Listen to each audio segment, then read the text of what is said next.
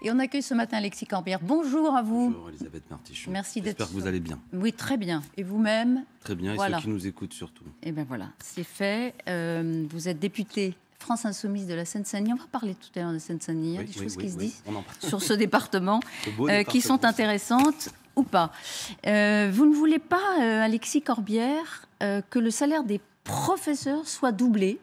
Non, c'est pas ça. Écoutez, si on peut le faire, et si Jean-Luc Mélenchon était en responsabilité, ce serait, au bout de quelques années, peut-être un objectif. Mais ce dont vous parlez, ce que vous évoquez, c'est que, notamment, il y a une proposition émanante du Parti Socialiste, c'est amusant, qui était en responsabilité, je rappelle, il n'y a pas si longtemps que ça, en 2012, qui a gelé le point d'indice des fonctionnaires, qui n'a pas augmenté le salaire des enseignants, qui présente aujourd'hui une candidate dont, par exemple, le responsable du programme, c'est M. Mathieu Klein, maire de Nancy, était porte-parole de Manuel Valls. Tous ces gens-là, en responsabilité, n'ont pas fait du bien aux fonctionnaires et aux enseignants. Et là, d'un seul coup, seule proposition, mais absence de programme de la part de la candidate du PS ou de celle qui sera candidate, je parle là, donc on l'aura compris, de Anne Hidalgo, on va doubler le salaire des profs, dit-elle. Bon, nous, on propose déjà de rattraper la perte du pouvoir d'achat en raison de ce qu'ont fait les amis de Mme Hidalgo. C'est ce que proposent les organisations syndicales, ça fera une augmentation de salaire. Ça, c'était dans le programme de Mélenchon en 2017, celui que Mme Hidalgo avait combattu. C'est dans le programme actuellement de Jean-Luc Mélenchon. Et donc, il y a un caractère totalement, comment dirais-je, qui est à l'image aujourd'hui de ce qu'est le PS. C'est-à-dire, ils pensent que les gens n'ont aucune mémoire, ils pensent qu'ils peuvent dire un peu n'importe quoi. Elle n'y croit pas elle-même, parce que je l'ai écoutée hier matin dans une émission grande matinale, comme on dit, du service public. Quand elle l'explique, c'est beaucoup plus flou. Elle dit que c'est un objectif, en fait, qu'elle se fixe pour les jeunes enseignants. Bref, ça fait un peu pchit.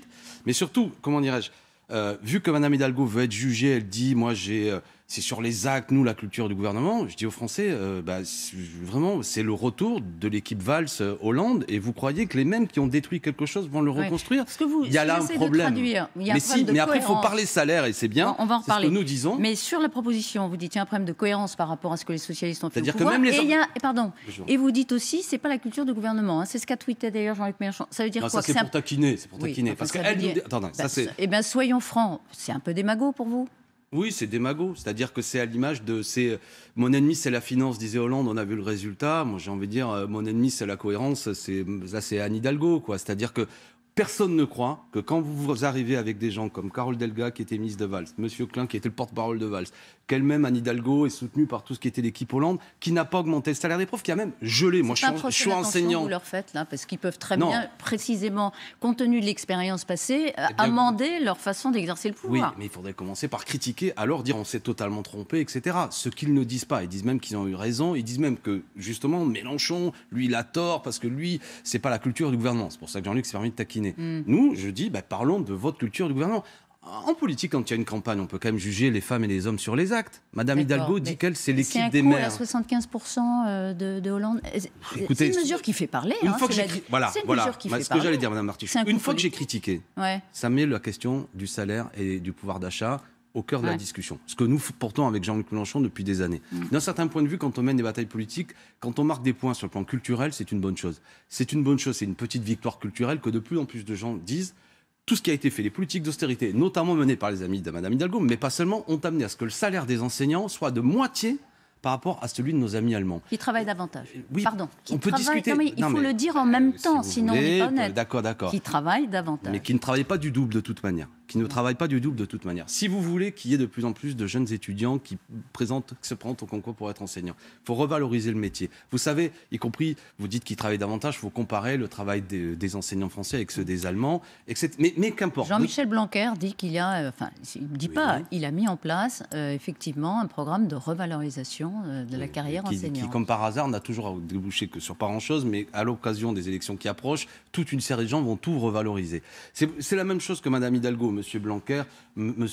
Macron. Quand les élections approchent, c'est le moment de toutes les promesses, d'accord, qui n'ont pas été réalisées par ceux qui sont là. Il faut une loi d'urgence sociale, c'est ce que dit Jean-Luc Mélenchon. Avec un SMIC à 1400 net mensuel. Ça, c'est la base, le point de départ. Porté aussi par toute une série d'organisations syndicales. Alors comment vous faites ça? Par la loi, voilà. Oui, mais après, la possibilité, vous cherchez... ce qui se faisait. Eh bien, par exemple, ce que nous disons, c'est qu'à l'occasion de la crise du Covid, qui a été une année blanche et difficile pour tout le monde, vous, moi, sans doute, et encore, vous et moi, on n'est pas les plus en difficulté de ce pays. Eh bien, à l'inverse, il y a eu les dividendes qui ont été reversés au CAC 40. Je ne dis pas des profits des entreprises, je dis les dividendes, la barre qui est reversée aux actionnaires a été particulièrement significative. 50 milliards. Est-ce qu'on ne peut pas décider qu'il y ait une année blanche, par exemple, c'est une proposition que nous faisons, sur la question de ce qui est reversé aux actionnaires? Est-ce qu'on peut aussi avoir une fiscalité... Mais c'est une loi qui réquisitionnerait, comment ça se passerait? de l'argent... Vous demandez aux actionnaires de renoncer à leurs dividendes? Oui. On dit, puisque tout le monde fait un effort à l'heure actuelle, puisque tout le monde a fait un effort, pour quelle raison la grande finance n'en ferait pas? Alors, pourquoi les Français devraient, les classes moyennes, les classes populaires devraient faire des efforts? Je vais vous prendre un exemple. Pour quelle raison? Deux objections, votre honneur. Vu qu'on est en guerre, on prend des mesures de guerre. Voilà. Donc, vous, d'abord, vous dites on ne peut pas être coercitif, on le demanderait. Il n'y aurait pas de... Non, par la loi, par exemple, on déciderait de la même façon que nous prenons par moment... Donc c'est une forme de réquisition des dividendes des entreprises. Si vous voulez, mais je connais cet mot connoté, mais c'est une mesure énergique. C'est une mesure énergique. Suppression des dividendes. C'est une mesure énergique, politiquement... Mais vous avez vu ce qu'a fait le gouvernement? Votre réalisme à celui d'Anne Hidalgo. C'est possible? Non, mais moi, quand je dis oppose le réalisme, c'est seulement que Mme Hidalgo et ses amis, on les a vus en responsabilité. C'est le sujet, c'est tout. Et que Mme Hidalgo souvent dit le problème de Mélenchon, c'est qu'il n'est pas dans une culture de gouvernement. Moi, je dis... Deuxième objection. Attendez. C'est une année, ça. C'est une année. Vous supprimez les dividendes. C'est une année. On peut rétablir l'ISF. Ça peut rapporter chaque année au moins 3-4 milliards. D'accord, parce que la question d'augmentation des salaires, et vous avez dans votre pacte social une augmentation des salaires, et notamment du SMIC, elle va courir sur tout votre quinquennat. Donc tous les ans, il va falloir mettre des milliards. Ça, c'est un an seulement, la confiscation des dividendes. Ça résout. Une autre fiscalité. Non, mais c'était pour vous dire, pour souligner le fait que dans la période que tout le monde a traversée, il y a des profits qui ont été réalisés. Est-ce que vous savez précisément que les 350 familles les plus fortunées de ce pays ont vu leur patrimoine doubler durant l'année dernière? Donc on peut quand même avoir des mesures, pour reprendre le vocabulaire martial de la part du président de la République, et c'est vrai que la situation était terrible, qui a amené d'ailleurs à ce qu'il a pris des mesures, ce gouvernement, qui étaient aux antipodes de ce qu'il disait précédemment. On peut continuer sur l'idée toute simple, républicaine, on va partager les richesses, pour faire en sorte qu'il n'y ait pas de surprofit dans la période. À l'époque, on disait les profiteurs de guerre, vu qu'on est en guerre, et qu'à l'inverse, les milieux populaires, ça fait du bien à l'économie quand les petits salaires augmentent, ça relance l'activité, les commerçants, les petites entreprises, ça fait du bien à tout le monde. Et on relance... Vous savez, vous avez vu ce que fait M. Biden aux États-Unis? Oui. Augmentation, il met le paquet précisément sur les ménages pour relancer l'activité et la consommation populaire. Bruno Le Maire, qui était à votre place je termine, hier... Et sur les lois d'urgence sociale, il y a aussi blocage des prix sur les produits de première nécessité. Parlons-en. Bruno Le Maire, hier matin, à votre place, disait que Bercy serait prêt éventuellement à faire un geste sur le chèque énergie. C'était pour lui le meilleur moyen de limiter l'impact de la hausse, vous le savez, des énergies qui se répercutent aujourd'hui, notamment à la pompe. Non mais vous l'encouragez, c'est bien. Vous voulez bloquer les prix. On est en période électorale et tout. Le problème, c'est pas de faire des gestes de la même manière que M. Le Maire avait dit qu'il était pour, comment il disait, inciter les entreprises à augmenter les salaires. Ouais. L'heure n'est plus à inciter, à appeler un geste, c'est des actes. Est-ce que vous savez que nous sommes passés... c'est un acte. Mais il est concret. Attendez, je ne veux pas polémiquer avec ça. Tout ce qui ira dans le sens d'aider les milieux populaires. Qui aujourd'hui... Vous savez, je regardais une étude, une personne, presque 30% des gens aujourd'hui ont une difficulté à faire 3 repas par jour. C'est impressionnant quand même dans le pays qui est 6e, 7e puissance mondiale. On est passé, 2017, 9 millions de gens, des Français, qui vivaient sous le seuil de pauvreté. On est à 10, peut-être même 11 millions de gens. Et à l'inverse, je vous ai donné des chiffres tout à l'heure, qu'il y a une minorité de gens qui s'enrichissent. Donc c'est le moment de dire, conformément à notre histoire, à notre tradition, à ce que notre conception de la République, on va partager les richesses. Mais on va le faire par la loi. Non mais j'insiste, parce que je ne veux pas qu'il y ait le mot de réquisition, de je ne sais pas, de brutalité.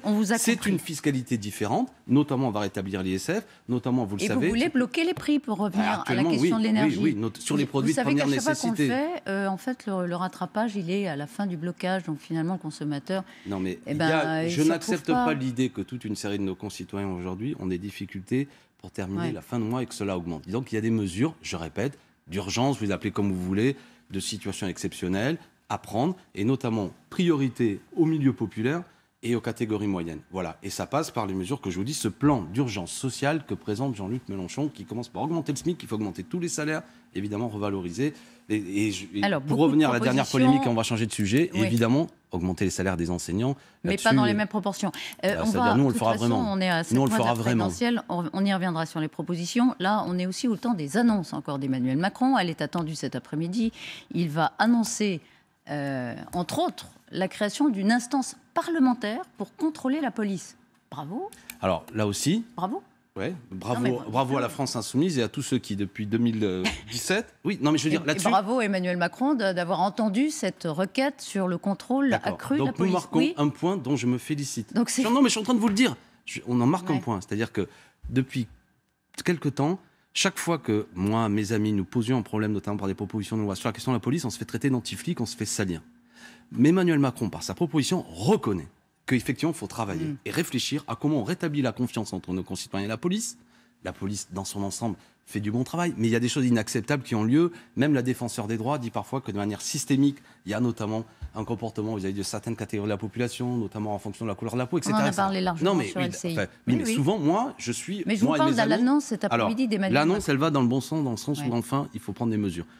Deuxièmement, est-ce que cette mesure est en capacité vraiment de changer les choses? J'ai un doute. On va attendre ce que dit le président de la République. Pourquoi? Parce que s'il s'agit, c'est ce qu'on m'a expliqué jusqu'à présent. Mais vous, comme moi, on va attendre d'abord ce que dit le président de la République.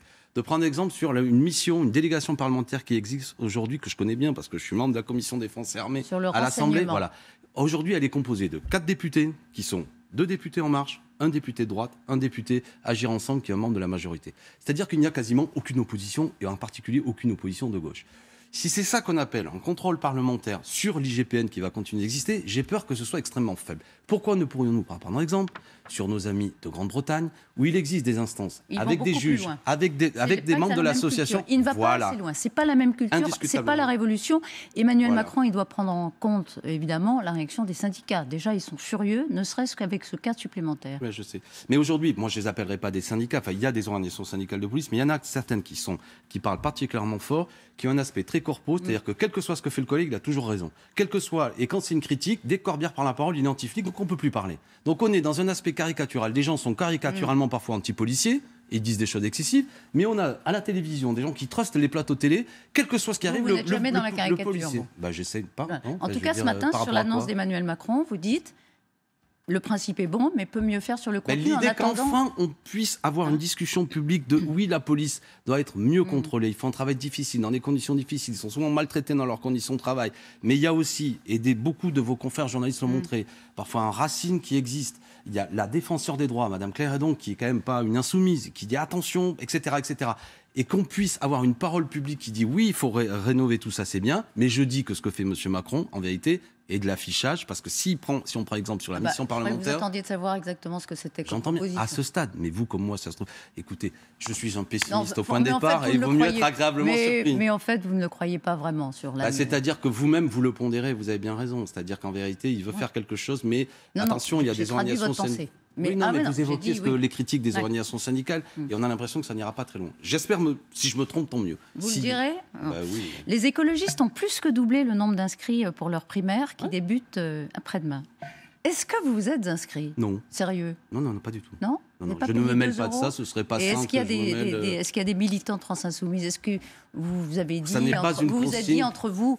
Bon, on va les aider un peu et puis on va peut-être orienter un peu le vote. Voter pour qui? Alors, clairement, c'est qui votre candidat? Que les choses soient claires, avec tout le respect que j'ai pour mes amis d'Europe Écologie Les Verts et les désaccords qu'on a parfois, nous l'avons dit, la consigne, c'est encore Jean-Luc Mélenchon dans une interview du JDD dimanche, disait nous ne participons pas à cette primaire, on respecte tout ça et on n'est pas là pour jouer les troubles faits ou faire des jeux à plusieurs. Vous avez bien un candidat préféré? Quand même. Allez, faites parler votre cœur. Non, mais c'est pas une question de candidat préféré. Il va de soi que tout le monde aura compris que mes idées sont plus proches de celles de M. Piolle ou de Mme Rousseau sur certaines questions, peut-être pas sur tout, que M. Jadot, qui est plutôt, on va dire, un proche de Cohn-Bendit, ou des choses comme ça. Mais il y a le cœur et il y a l'intérêt politique. Il y a le cœur et l'intérêt politique. Jean-Luc Mélenchon l'a dit textuellement. Il a dit qu'effectivement, Sandrine, dans une interview récente, que Sandrine Rousseau, c'est quelqu'un avec qui vous pourriez travailler de façon constructive et vous retrouver avant la présidentielle. Moi, je souhaite qu'effectivement qu'on puisse rassembler ce qui est facilement rassemblable. Là, vous évoquez certains de nos amis d'Europe Écologie Les Verts. Je pense à nos amis communistes. On a déjà mené 2 campagnes avec eux, très talentueuses. Fabien Roussel, on l'a reçu la semaine dernière, il y va. Il en a assez d'être dans votre sillage. Vous pensez que c'est à la hauteur de la situation? Est-ce que, je dis à Fabien, mais je n'ai pas envie d'y passer des heures, mais si on refaisait la même chose que ce qu'on a fait la dernière fois, 19,5, ensemble, on peut être au second tour. Ça vaut le coup quand même. Pourquoi se priver de ça? Est-ce que Fabien Roussel pense sincèrement qu'il peut être au second tour? Qui mène campagne, c'est respectable. Mais à ce stade, au moins, ce que nous lui proposons, s'il m'écoute Fabien, discutons au moins d'un accord législatif ensemble, créant une dynamique je crois qu'il n'est pas contre. Tant mieux, vous voyez. Non, je ne le fais pas. Écoutez, vous en avez déjà parlé ensemble. Pour l'instant, nous proposons, ça n'a pas avancé, mais on est dans le stade, vous l'avez compris, on est au mois de septembre, où chacun fait ses propositions, ce qui est tout à fait normal. Mais je dis, il y a toute une série de gens, on peut se retrouver pour être au second tour et pour bousculer les choses et créer les conditions de changer ce pays. Et ce sera plus facile avec Mme Rousseau et M. Piolle qu'avec M. Jadot. Et pourquoi pas même M. Jadot, sinon il est dans la dynamique générale. Mais du point de vue des idées, on verra. Mais... Je ne ferai pas une candidature de témoignage. Je suis là pour défendre des idées parce que je pense que la France peut mourir. C'est signé... Je sais pas. Éric Zemmour. Qui fait chaque jour un petit pas supplémentaire vers ce que vous savez, c'est-à-dire une candidature. Je pense que la question fondamentale, dit-il ce matin, qui taraude les Français, c'est l'immigration. Qu'est-ce que vous pensez de l'entrée en scène politique? Elle est franchement ultra médiatisée. Je ne sais pas pourquoi il y a une passion médiatique autour de ça. Écoutez, Éric Zemmour... Moi, j'ai vu... Vous pensez vraiment, par parenthèse, puisque vous l'évoquez, que c'est une créature des médias? C'est pas plus profond que ça, Alexis Corbière? Dans ce pays, donc qu'il soit une créature des médias, Éric Zemmour, comme une évidence. J'entends dire qu'il est censuré, c'est une blague. Il est sur tous les plateaux télé, invité partout. Il n'est pas boudé par les médias. Non, il n'est pas boudé par les médias. Il est même plutôt, et il sort un livre qui est beaucoup commenté avant même qu'on ait lu dans son entièreté. J'ai eu droit aux bonnes feuilles que certains journalistes ont reçues. Juste un mot sur la Seine-Saint-Denis. Oui, on va terminer là-dessus sans doute. La Seine-Saint-Denis, le paysage urbain de la Seine-Saint-Denis est dévasté. Les petits commerces traditionnels des villages français ont disparu, etc. Non, ce qu'il dit sur la Seine-Saint-Denis notamment, il dit qu'il y a une règle non écrite, mais appliquée avec fermeté, où les cafés sont interdits aux femmes. La plupart des cafés sont réservés aux hommes par une loi non écrite, mais appliquée avec rigueur. Comment peut-on dire ça? Éric Zemmour, il est né à Montreuil. Venez à Montreuil, monsieur Zemmour. Comment vous pouvez à ce point-là dire, pardon de la grossièreté de bon matin, de telles conneries? C'est absurde. Qu'il y ait des problèmes en Seine-Saint-Denis, comme dans plein d'endroits en France, mais qu'il y ait des problèmes en Seine-Saint-Denis, c'est une évidence. Mais comment peut-on écrire de telles bêtises? C'est faux, il ment, il n'est jamais venu. Mais vous êtes déjà venu en Seine-Saint-Denis? Les cafés sont interdits aux femmes? Qu'est-ce que c'est que cette histoire? Les femmes voilées, de plus en plus nombreuses, c'est faux? Il y a sans doute des femmes voilées. Mais attendez, factuellement, est-ce que c'est vrai que les cafés sont interdits aux femmes en Seine-Saint-Denis? Pourquoi écrire ça? Pour vendre du papier? Pourquoi couper des arbres, franchement, pour écrire de telles bêtises? Colère, mais parce que j'en ai marre de ces insultes permanentes. Je veux dire, moi, Zemmour, il n'a pas le droit d'insulter les gens. De la même façon, j'ai vu qu'il disait la preuve de l'islamisation, c'est que le premier prénom qui est donné, c'est le prénom Inès en Seine-Saint-Denis. Vous voulez que je vous dise une de mes filles? Vous voulez que je vous dise une de mes filles s'appelle Inès? Je ne suis pas musulman. C'est absurde tout ça. C'est absurde. Et donc, il va interdire les prénoms. C'est une candidature. Mais il parle beaucoup de la France, mais il n'aime pas les Français. C'est ça le problème. Médiatisé, d'accord. Oui, mais par ailleurs, elle est toxique pour le débat ou elle est... Oui, mais elle existe, voilà, c'est dans le débat, on va en débattre, on va se confronter à ces idées. Mais oui, c'est toxique que Nistrion, comme lui, débarque et dise « il y a un département où les femmes ne peuvent plus rentrer dans les cafés », c'est faux. Oui, c'est toxique que ce monsieur, quel que soit ce qu'il pense des religions, et en particulier de l'islam, qui disent que l'islam est incompatible avec la République, parce qu'il y a plusieurs millions de nos concitoyens qui sont de cette religion, et voilà. Ce monsieur, il parle beaucoup de la France, mais il ne parle pas des Français. Il ne les aime pas, les Français. Et ça devient, au bout d'un moment, fatigant que le débat soit pourri. Moi, je veux parler social, on va conclure là-dessus. Le social, la démocratie, il faut changer d'institution, passer en 6e République, l'écologie. Éric Zemmour, il fait diversion. Il veut parler d'autres sujets. Il fait diversion. Allez, juste pour terminer, je vous en prie. Petite mention artistique. Vous l'aimez ou pas, l'Arc de Triomphe, qui est enrubanné par l'artiste? Je ne l'ai pas encore vu. C'est une œuvre artistique qu'il faut voir. Oui, c'est à voir. C'est à voir. Je veux dire, c'est Christo. J'ai pas vu le résultat. Bon, je le regarderai. Oui, c'est pas près de la Seine-Saint-Denis. Est-ce que je suis emballé? C'est la question. Je ne sais pas, je n'ai pas encore vu, mais l'Arc de Triomphe l'est. Voilà, je voulais que vous y veniez et c'est fait. Merci Alexis Corbière d'avoir été ce matin sur le plateau de LCI. Bonne journée. Quelle météo en Seine-Saint-Denis, sur l'Arc de Triomphe ou ailleurs? C'est Guillaume Wojnicka qui va nous dire ça dans un instant.